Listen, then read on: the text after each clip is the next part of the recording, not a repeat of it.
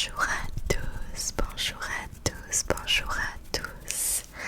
J'espère que vous allez très bien. Alors, je tente de faire une vidéo, même si comme vous pouvez certainement le remarquer, je meurs de chaud. Mais là en fait, toute la semaine dernière, j'ai pas réussi à filmer parce que j'avais trop chaud. Donc là, je vais essayer de filmer quand même, mais je suis en train de mourir. J'ai fermé la fenêtre et tout pour essayer que ce soit pas trop bruyant, mais du coup j'ai extrêmement chaud.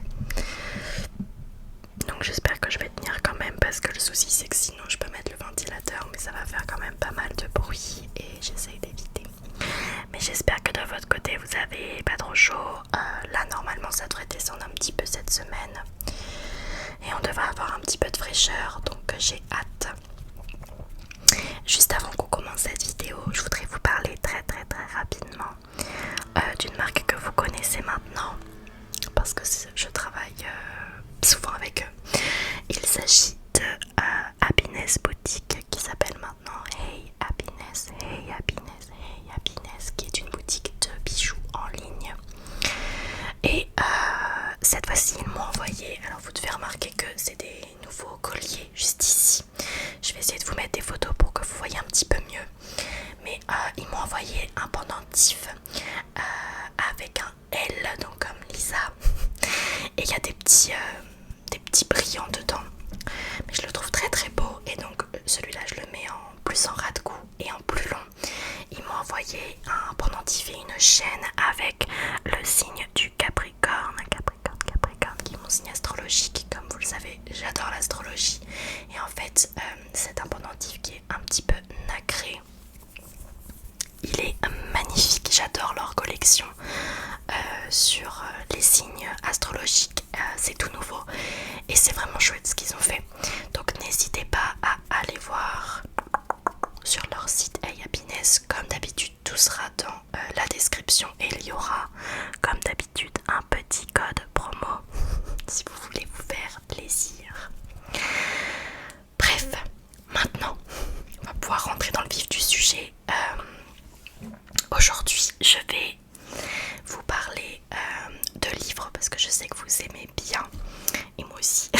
Et je vais pas vous parler de livres pour adultes, de livres que j'ai lus. Je vais vous parler de mes livres préférés, ou du moins oui, une petite sélection de livres que j'aime bien pour le cycle 1. Le cycle 1, c'est-à-dire la maternelle, donc pour des très jeunes enfants. Il n'y a pas d'ordre particulier, je vais juste vous les montrer un petit peu. Voilà, je pensais que ça pouvait être une bonne idée de vidéo relativement relaxante. Tout ce qui touche moi aux enfants et tout, je trouve ça hyper relaxant en vidéo, donc vous me direz si ça vous plaît. Donc en premier là, je vois Charlotte la fraise de Jean-Noël Le Criton. Charlotte la fraise. Donc il s'agit d'une histoire parmi une collection. Donc il s'agit de la collection salade de fruits, ce que je trouve assez drôle. Et donc il y a plusieurs petits livres comme ça, parce que c'est un petit format, avec d'autres fruits et d'autres petites histoires. Donc là, au niveau du résumé, l'histoire de Charlotte, une fraise un peu palote. Pour prendre des couleurs, elle devra trouver l'âme sœur. Donc ce que j'aime bien dans ce petit livre, alors j'en ai que un de la collection, parce que je vous avoue que absolument tous mes livres sont d'occasion. Donc c'est dans les brocantes, vide-grenier, ou dans des magasins un petit peu La Trocante ou à Picache. Je tombe sur des livres que j'aime bien, puis je les prends. Et oui, ce que j'aime bien dans ce livre, bon bah déjà les dessins, la couverture déjà. Et en fait tout est écrit en rime. Et je trouve ça assez agréable à lire.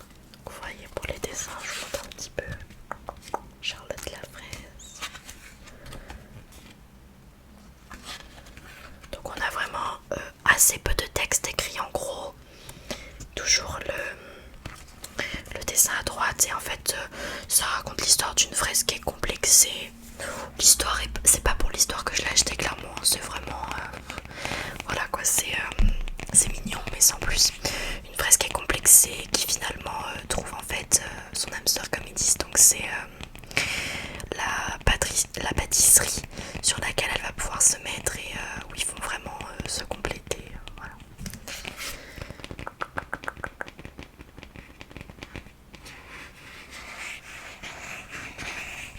Petit livre très mignon. Si jamais je trouve d'autres livres de la collection, je pense que je les prendrai parce que j'aime bien. Mais en général, je n'aime pas trop les livres.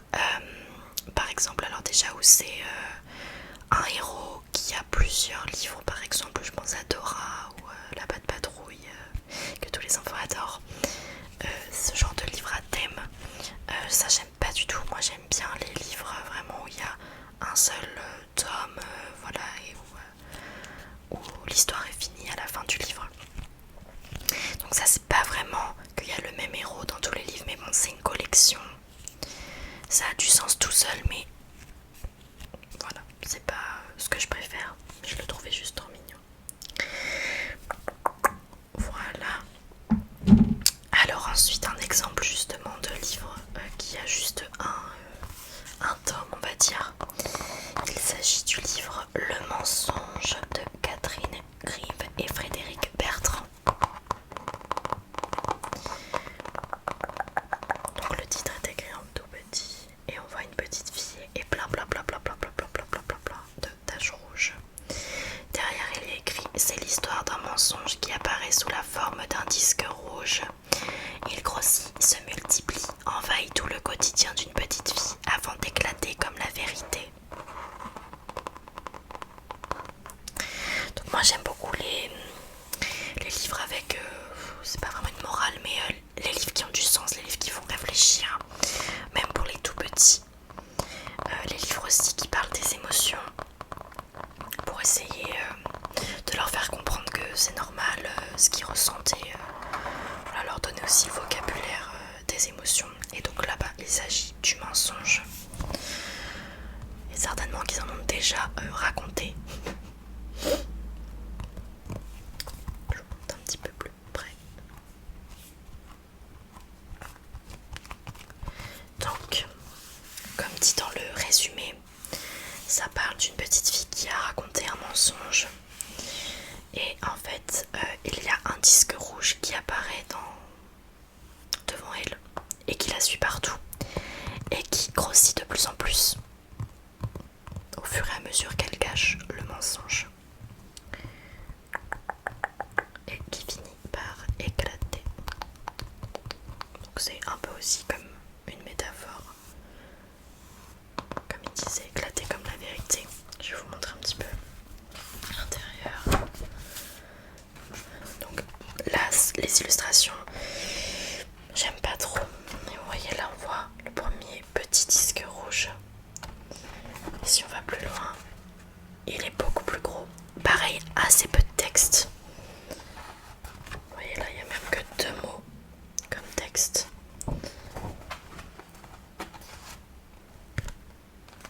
Mais je pense que c'est aussi utilisable en cycle 2. Donc avec entre CP et CE2. Parce que c'est pas... Enfin, je veux dire, tous les livres sont utilisables à n'importe quel âge, mais par exemple Charlotte la fraise, ça va pas vraiment intéresser des cycles 2, ils sont un petit peu grands. Le mensonge, je pense que ça peut être intéressant pour lancer peut-être un débat autour de ça après, quoi. Parce que clairement le disque rouge, ça c'est un peu la culpabilité qu'elle traîne d'avoir raconté un mensonge et qu'elle se sent pas très à l'aise.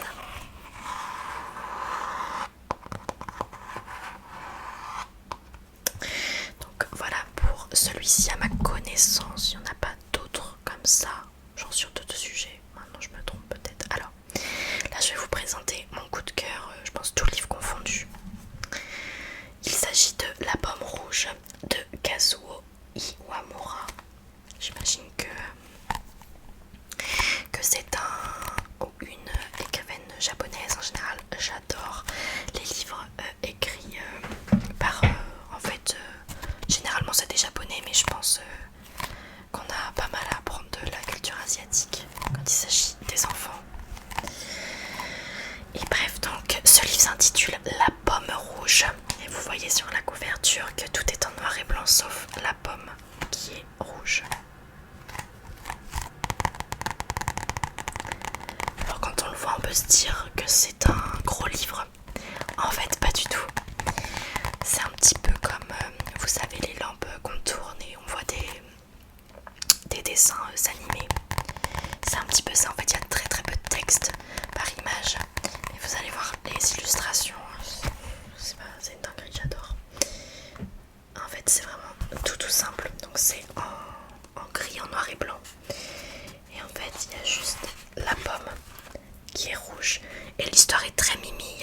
texte, mais c'est juste en fait une pomme qui roule en bas d'une colline. Elle rencontre plusieurs personnages. Et il n'y a toujours que la pomme qui est rouge. J'adore les dessins en fait, je les trouve vraiment magnifiques. Donc la petite fille partage la pomme avec tout le monde. Et à la fin de l'histoire, c'est le ciel qui se colore en rouge et qui peu à peu envahit la page. Je trouve ça trop mimi. Je suis désolée mais les écouteurs ne tiennent pas dans mes oreilles, c'est pour ça que j'y touche. Donc histoire toute simple mais en fait pour les illustrations et tout, je l'aime trop. Trop mais ça bon pour des cycles de pareil je pense qu'ils sont un petit peu grands. Parce que c'est vraiment très simple comme histoire mais c'est très joli. Et vous remarquerez que j'aime pas beaucoup les livres drôles. Souvent quand je lisais des revues qui étaient dans la classe de maternelle où j'étais, c'est souvent pipi caca, vous voyez ce genre d'humour. Je trouve pas ça très drôle, je vois pas vraiment ce que ça apporte. Maintenant je pense que ça a sa place aussi parce que moi clairement j'aime bien les livres qui font réfléchir ou les livres qui font un petit peu rêver, les livres tout simples comme ça qui racontent une petite histoire chou. Mais je pense que les livres vraiment rigolos ont aussi leur place. Je pense que j'en ai juste pas trouvé qui me plaisent pour l'instant. En tout cas pour les petits. Et celui-ci est vraiment top.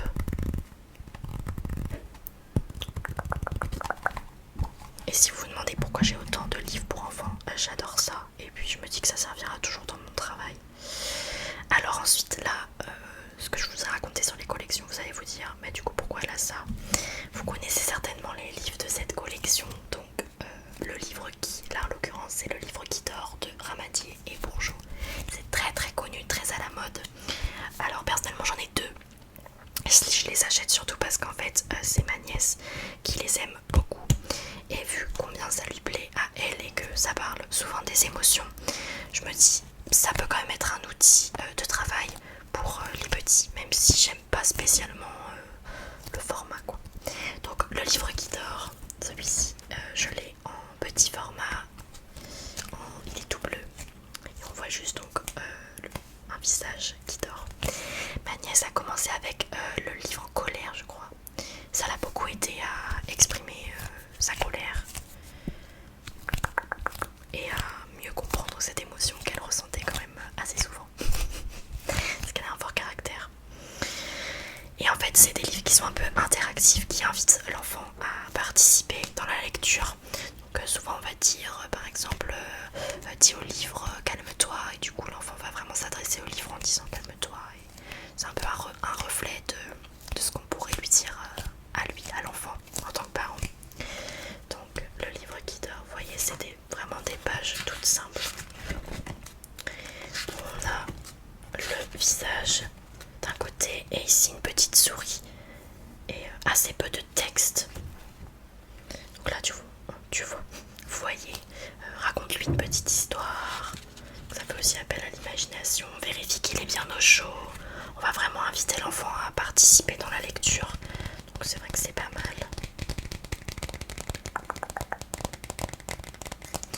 Et sinon de la même collection j'ai le livre Qui a peur. Donc celui-ci est en grand format et en dur. Et vous voyez derrière on nous dit aidez-moi à rassurer ce livre. C'est exactement le même principe. Je vois derrière que dans la même collection il y a le livre amoureux, le livre en colère. Je sais qu'il y en a eu plusieurs. Alors moi le mien est assez abîmé. Mais bon. Donc voilà, le livre n'arrive pas à s'endormir. Après on vérifie pour voir ce qu'il y a qui fait du bruit, qui lui fait peur. Fais-lui boire une gorgée d'eau. Et en fait à la fin, eh ben hop, le livre s'endort. Et on referme le livre sans faire de bruit. Et du coup il est endormi. Donc ça se finit toujours bien. Le problème initial est toujours réglé. Ce qui permet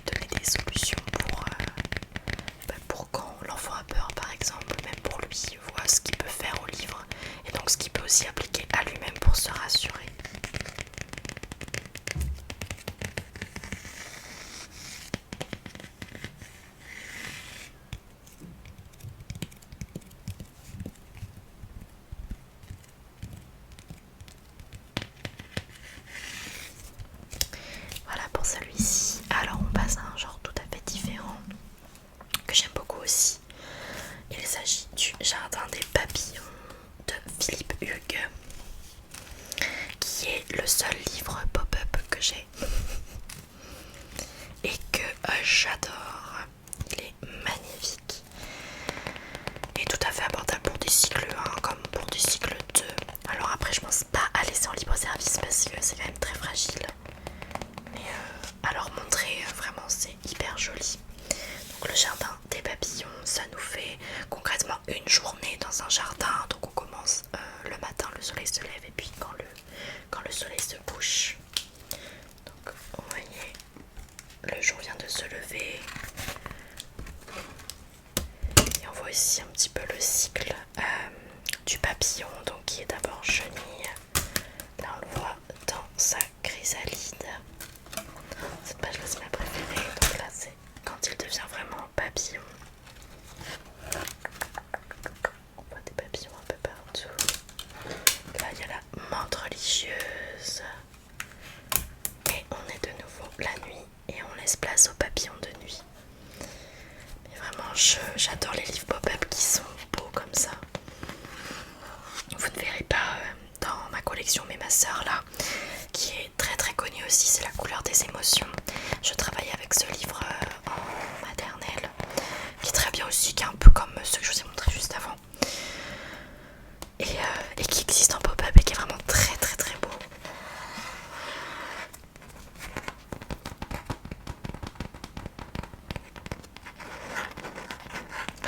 Mais je trouve ça intéressant aussi de sensibiliser sur la nature et sur le fait que, voilà, sur le cycle du papillon, que d'abord il est chenille, puis chrysalide, puis papillon, et aussi sur le fait que les insectes, ce sont des êtres vivants qui ont leur petite histoire et qu'on doit aussi respecter, parce que j'ai souvent remarqué sur la cour que les enfants ne sont pas toujours très tendres avec les insectes, donc j'essaie de leur expliquer que voilà, c'est pas des jouets, il faut pas les écraser, il faut juste les laisser tranquilles. Donc voilà, très très beau livre, surtout très beau, hein. L'histoire est très chou encore une fois, mais il n'y a pas un grand message derrière. Alors là j'ai deux livres de la même autrice, donc il s'agit de Julie Mélan. Donc ça c'est La Moufle, qui est également un livre très connu, qui parle du partage surtout, puisqu'en fait c'est l'hiver, il fait froid et il y a plusieurs animaux qui vont se partager une moufle pour se réchauffer à l'intérieur. Donc ça c'est plutôt une histoire du coup à message. Voilà pour les illustrations. Et en fait il me semble que ça s'appelle un conte randonnée, c'est-à-dire qu'il y a un événement qui va se reproduire encore et encore, mais avec des personnages différents. Donc là c'est, je sais plus dans quel ordre, mais par exemple le lapin à froid il va dans la mouve, et ensuite ça va être l'écureuil à froid qui va dans la mouve. Et il me semble que ça s'appelle un conte randonnée, parce qu'on répète la même action plusieurs fois pour arriver enfin à une conclusion. Et c'est pas mal pour les cycles 1, ils s'y retrouvent plutôt bien. Ça les aide à suivre le fil de l'histoire, et puis même ensuite peuvent s'amuser à, par exemple si c'est une phrase qui est répétée, ils savent à l'avance quelle phrase va être dite, ils peuvent la dire en même temps. Donc c'est pas mal du tout. Donc La Moufle est de la même autrice. Il y a Avant de dormir, que je préfère mais qui est beaucoup plus court, et en fait c'est un petit livre clairement pour un petit livre à lire avant de dormir tout simplement, et ça parle des différentes techniques des animaux pour s'endormir, de ce qu'ils font avant de dormir. C'est très très très mignon.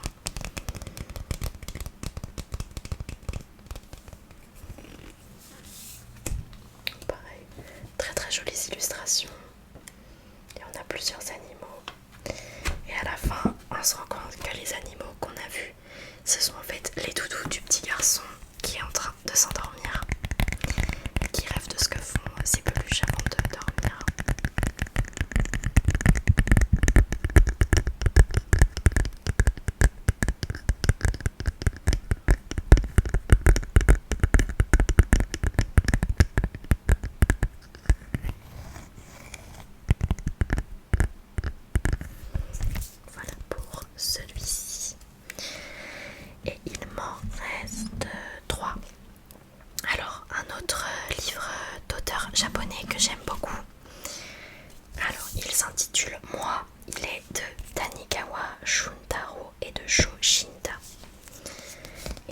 c'est un livre qui apprend tout simplement le point de vue, la perspective, puisque ça raconte l'histoire d'une petite fille. Et en fait, elle est toujours sur la page de gauche, je vais vous montrer. Mais on nous montre que pour elle, elle est moi, mais que pour les autres, eh bien, ça va dépendre du point de vue qui elle est. C'est-à-dire, là voilà, pour les garçons, je suis une fille. Pour un bébé, je suis une grande fille. Pour mon grand frère, je suis sa petite sœur. Pour ma mère, je suis sa fille Michiko. Pour mon père, je suis aussi sa fille Michiko. Donc vous voyez, à chaque fois, on a la petite fille à gauche et on a d'autres personnages à droite, et ça apprend vachement aux enfants que oui, pour eux, ils sont moi, mais que pour les autres, ça va dépendre de qui on a en face en fait. Et je trouve ça hyper intéressant comme idée d'apprendre ça aux enfants, et surtout aux tout petits qui sont vachement centrés sur eux. Ça les descendre un petit peu du moi en leur montrant mais c'est vrai que pour telle personne en fait, je suis pas forcément moi, je suis pas forcément connue de cette personne. J'adore les petits dessins, j'adore tout.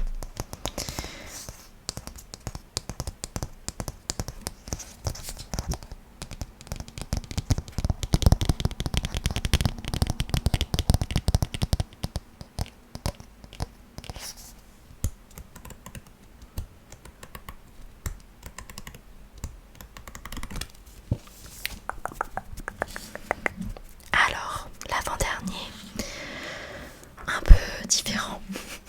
Il s'agit d'un livre écrit par le docteur Catherine Dolto qui s'intitule Ça fait mal, la violence. Donc ça, c'est clairement un livre qui est destiné aux enfants, mais comment dire que ça l'est. Encore une fois, c'est un peu lié aux émotions. Donc ça montre que déjà ça ne parle pas que de la violence physique, mais non seulement ça nous fait réfléchir sur nous-mêmes, parce que les enfants ont tendance à beaucoup pousser, taper ou même insulter, mais ça les fait aussi réfléchir sur ce qu'ils peuvent vivre à l'école ou hors de l'école, et se dire en fait c'est pas normal ce que je vis. Donc le petit résumé, c'est mine de rien, la violence est dans le cœur des humains, mais quand on peut en parler, c'est mieux. Donc voilà, ça invite les enfants à parler de ce que eux peuvent ressentir par rapport à ça.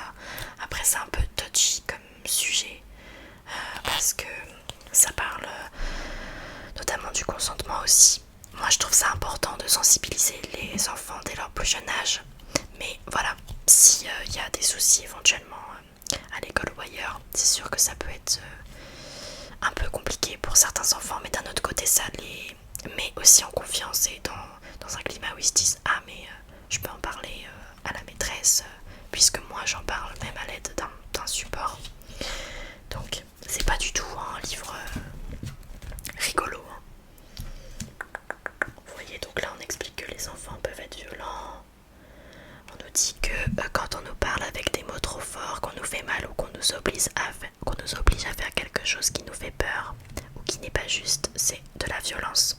Donc ça décrit un petit peu toutes les formes de violence, pour ne pas juste s'arrêter à je te tape donc je suis violent.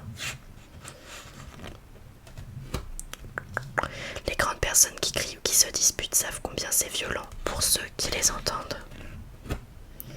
C'est violent, les coups, les gifles, les insultes, on n'aime pas voir ça.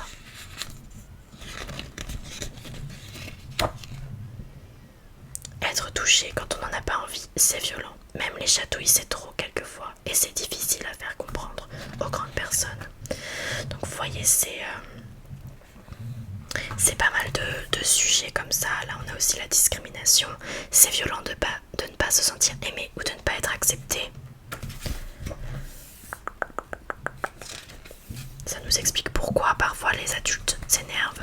Ça nous dit que c'est souvent parce qu'on a très peur, qu'on se met très en colère, que c'est pour ça qu'ils s'énervent. Mais bon, je trouve ça assez intéressant, surtout parce que c'est un sujet qui me semble très très important et qui me touche.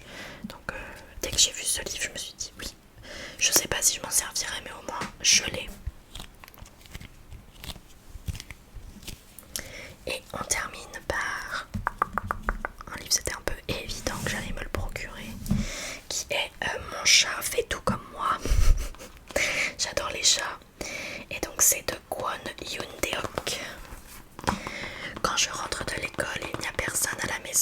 je m'ennuie toute seule, mais maintenant ça va mieux car il y a un chat et il fait tout comme moi.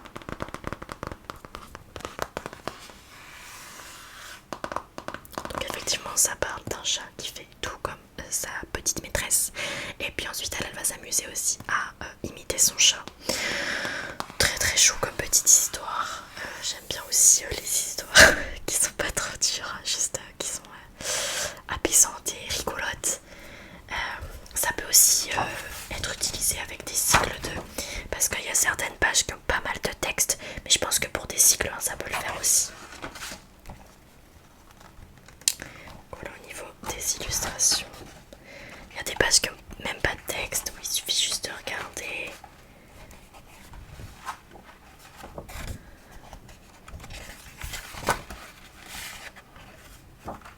J'adore.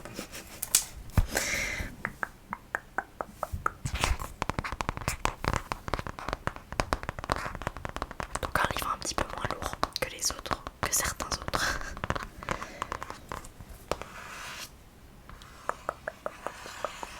J'espère en tout cas que cette vidéo vous a plu.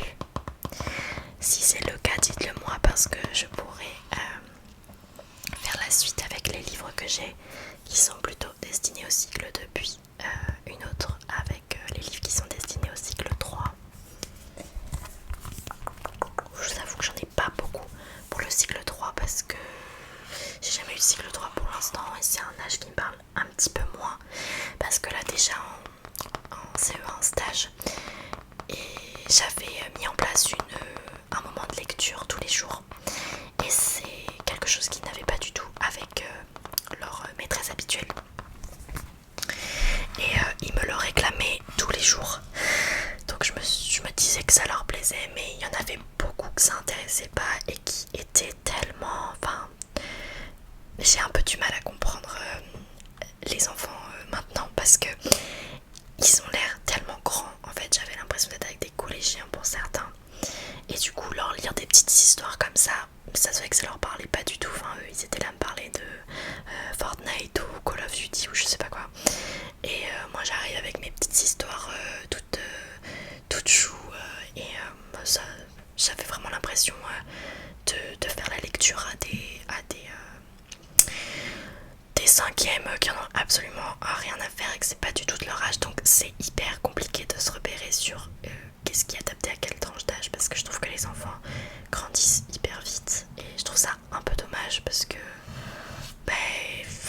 enfin, moi j'aimais trop en fait cet âge là où on est innocent, mais où on peut encore apprécier ce genre d'histoire. Moi personnellement j'apprécie toujours, mais vous voyez ce que je veux dire, d'être encore dans cette phase où tout est un petit peu merveilleux et magique et où on réfléchit pas trop. Donc ouais, c'est un peu déroutant. Donc j'ai pas beaucoup de livres pour le cycle 3, étant donné que je trouve déjà que mes livres pour le cycle 2 sont un peu trop bébés. En tout cas c'est le ressenti que j'ai eu en leur faisant la lecture. Et pourtant la majorité de la classe écoutait l'histoire. Par contre j'autorisais ceux qui voulaient pas écouter à faire un dessin ou à faire quelque chose en silence, parce qu'en fait sinon ils perturbaient tout le monde. Donc je les laissais faire leur truc. Mais oui, non, la majorité appréciait l'histoire, mais des fois j'avais un peu l'impression d'être hors sujet quoi. Enfin, donc dites-moi si vous voulez que je continue ce genre de vidéo. Oups. Sur ce, je vous fais de très très très gros bisous et on se retrouvera, je l'espère, si la chaleur se calme, la semaine prochaine dans une